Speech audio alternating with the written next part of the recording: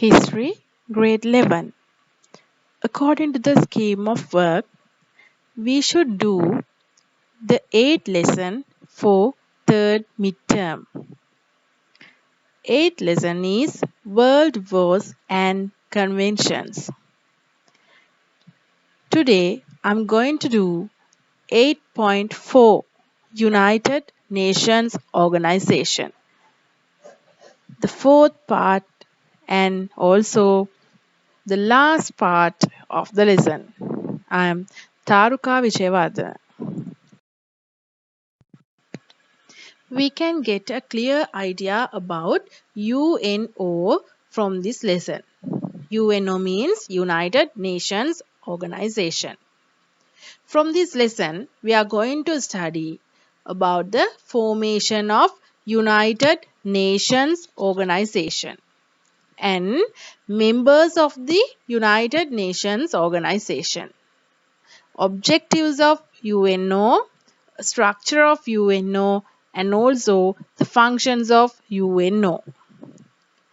Then at the end of the lesson, we can get a clear idea about these points.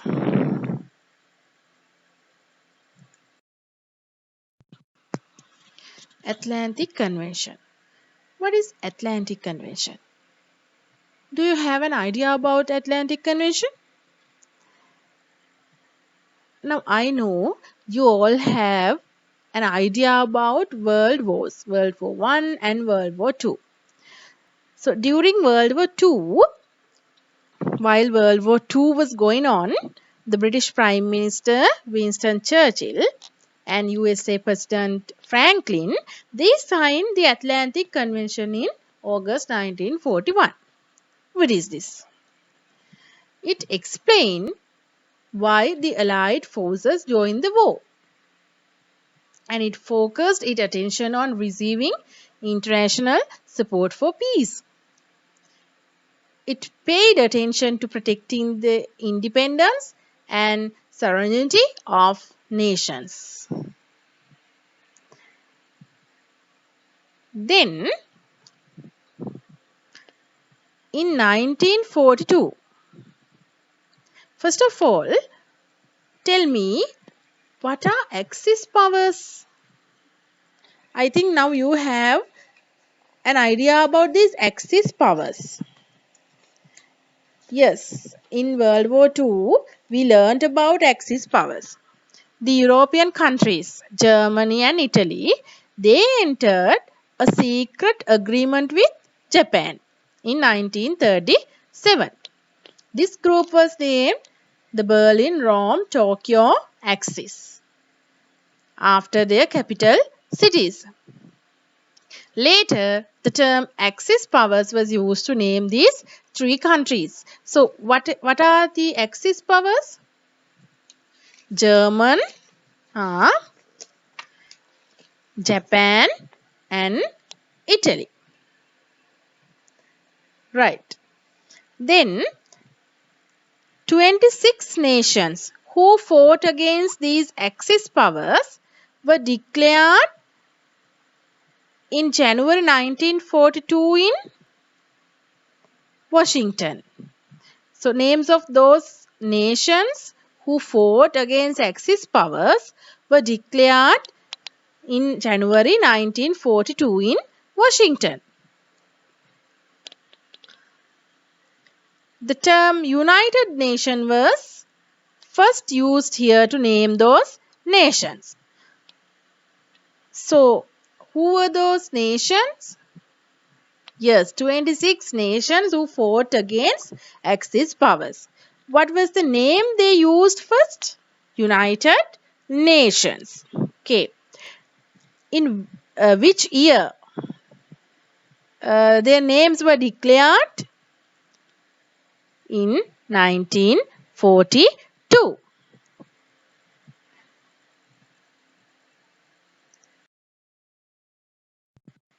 In October 1943,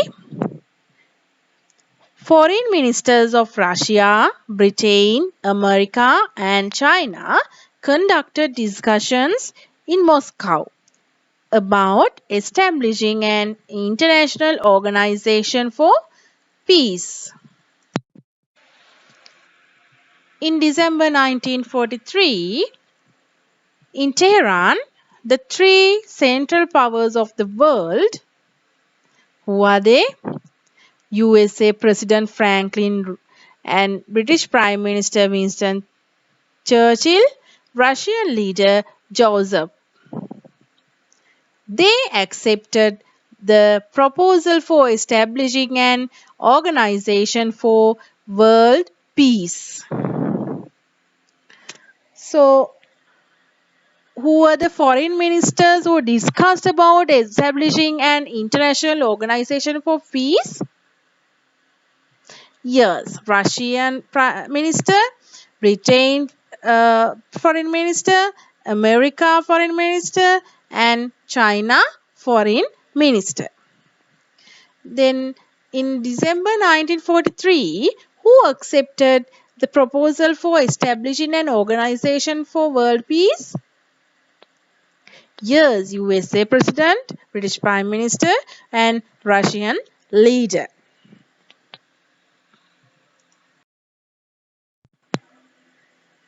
A discussion was held in June 1945 in San Francisco, USA, for designing the United Nations Convention to establish the United Nations organization. There, representatives of 50 countries attended this. Then Poland, who did not attend the conference, later signed the convention. So the number of starting members was 51. The organization was officially started in 24th October 1945. So, do you know when is considered as the United Nations Day? Yes, it is 24th of October. Now let's see what are the objectives of the establishment of United Nations organization. First one is maintaining international peace and security. Next one, developing friendship among nations. Next one, getting international assistance in confirming human rights and independence. So they wanted to maintain international peace and security. And also they wanted to develop friendship among nations without wars.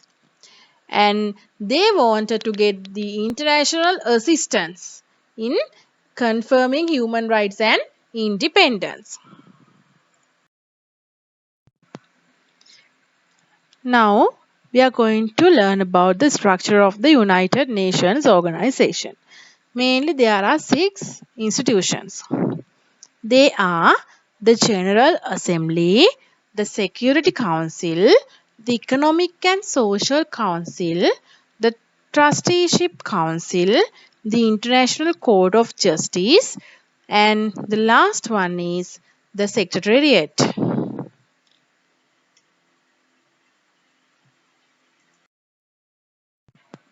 Now we are going to talk about the General Assembly. General Assembly is formed by the representatives of all member countries of the United Nations organization. There are 193 members, and General Assembly is held in September in every year. Here, all members are equal and every member country has a vote.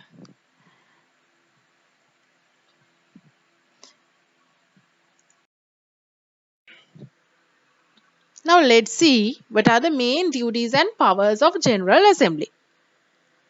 If you have your textbook, the main duties and the powers of General Assembly, they are there in 150, page number 150. They are discussion of all matters regarding international peace and security and presenting recommendations on them. Presenting proposals for the promotion of fields such as economic, health, and human rights of member countries. Approval of the budget of the United Nations after considering it an division of contribution fees among members. Appointing the Secretary General on the recommendation of the Security Council, appointing judges for the International Court of Justice, and admission of new members to the organization. Now, they are there in your textbook. But in the internet, I found these duties and powers of General Assembly. Both are same, but here it is very clear. Powers and functions of General Assembly. First one, to discuss and make recommendations about any question related to international peace.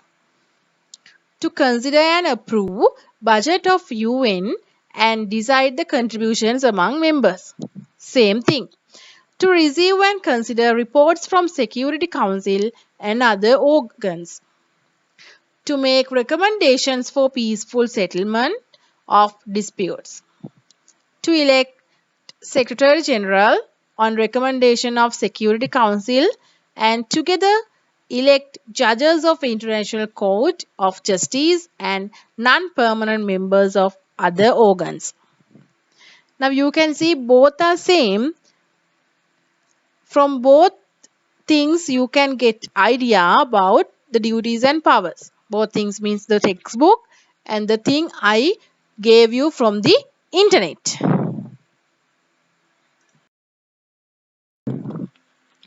Next, we have to talk about the Security Council. In Security Council, there are 15 members. Out of those 15 members, 5 members are permanent. They are USA, Soviet Union, United Kingdom, France, and China.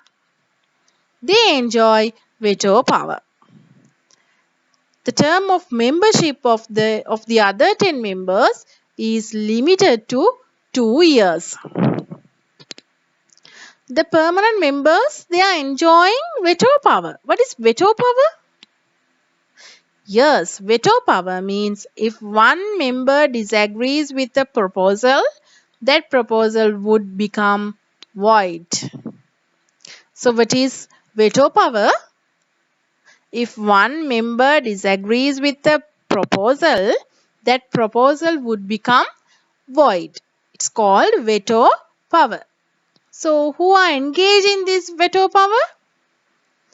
Yes, permanent members of the Security Council. How many permanent members are there? 5 permanent members. Who are they? USA, Soviet Union, United Kingdom, France, and China.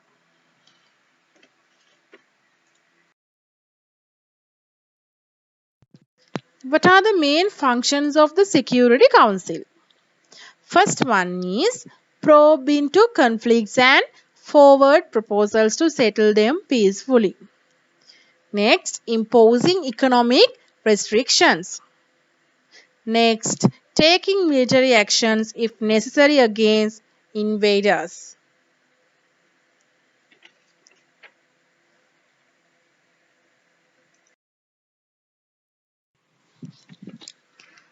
Now let's see about the Economic and Social Council.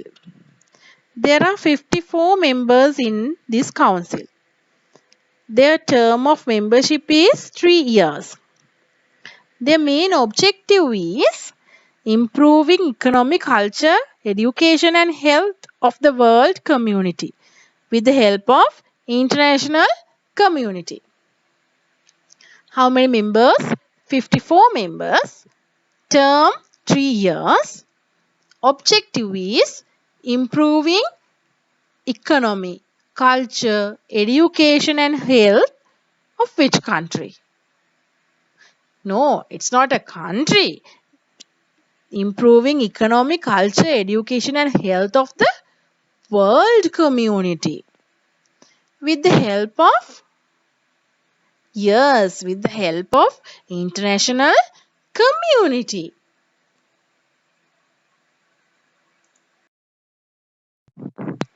They have several affiliated institutions to carry out the functioning of this council. Who are they? They are International Labour Organization, Food and Agriculture Organization, United Nations Educational, Scientific and Cultural Organization, International Monetary Fund, World Health Organization, United Nations Children's Fund. They are several affiliated institutions to carry out the functioning of this Economic and Social Council of UNO.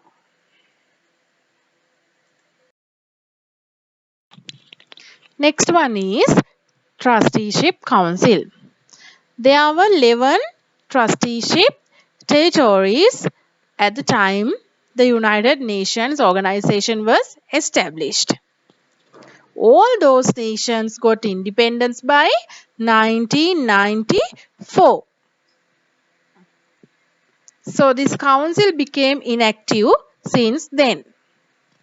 The World Leaders Council suspended its functioning under the Secretary General's recommendation. There were 11 trusteeship territories at the beginning, but they all got independence by 1994. So after that, this council was inactive. Their main duty is the administration of the areas taken under United Nations trusteeship.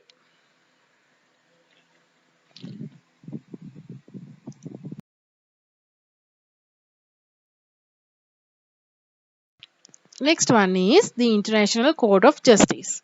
It is the main court of the United Nations. It is situated in Hague of Netherlands. The judges are selected in two ways. They are from those who held highest positions in the courts of member countries and specialists of international law. What is their main task? Their main task is providing legal advice. The member countries seek the legal assistance of this court to settle the conflicts that arise between them.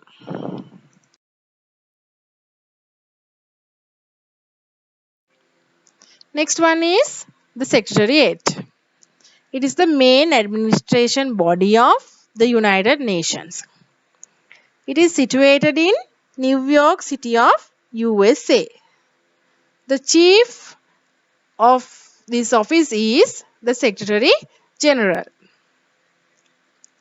appointed for a period of 5 years by the General Assembly on the recommendation of the Security Council. He has the power to forward any matter he believes that would be a threat to international peace and security to the Security Council. Many officers are there around the world for the duties of this office, and there are about 9,000 officers working in these offices.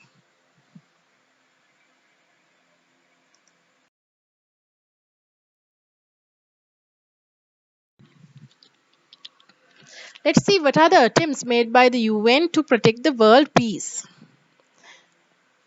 They started functioning by establishing the Atomic Energy Commission. This is to make the future generations free of threats of devastating wars and to show the world the necessity of controlling atomic energy. Then Cold War. What is Cold War? Yes, it was a weaponless war between USA and Russia. Then there are some several situations that came closer to fights were settled before developing into battles by the mediation of these United Nations. First one is that means if we take some examples, we can take Suez conflict. What is Suez conflict? The president of Egypt, he peopleized the Suez Canal, but because of that, the French companies they had to face difficulties because of this decision, because of peopleizing the Suez Canal. So they sent forces of Israel, Britain, and France to Suez area. But the United Nations they were able to settle this problem. Then Gulf conflict, there was a accusation against Kuwait of stealing oil from an oil rig located in Iraq border. So Iraq invaded Kuwait because of that. This war, which was only a little inferior to a world war, caused huge destruction. Later, the United Nations mediated and settled the matter. Next one is Cuban Missile Conflict. Those who escaped to USA from Cuba during the Cuban Revolution got armed training in USA and came back to Cuba armed against the Fidel Castro's government. Because the rebels were supported by USA, Russia placed missiles in Cuba so that USA could be attacked. Because of this, USA surrounded Cuba and placed missiles in Turkey aiming at Russia. This conflict was settled by the General Secretary of the United Nations.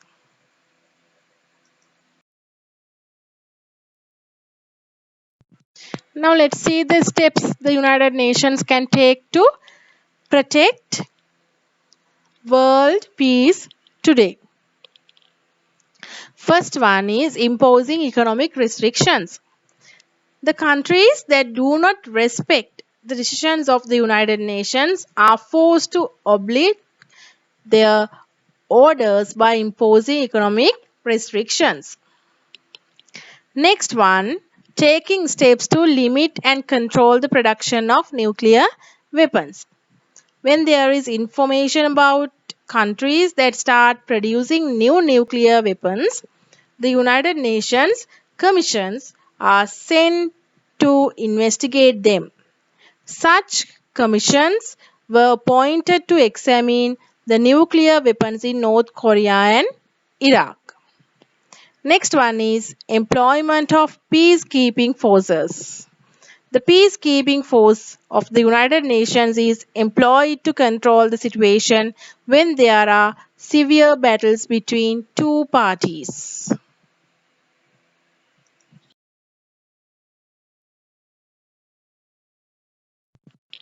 From this lesson, we learned about the formation of United Nations organization and about the members of United Nations organization and about the structure, main objectives, and also the steps they have taken to protect the world peace and steps that United Nations can take to protect world peace today. So, like that, we have learned a lot about United Nations organization. You can get more information from this website I have given you, and you can try to answer these questions and check whether you have understood the lesson clearly. So I think you all get an idea about United Nations organization. Thank you.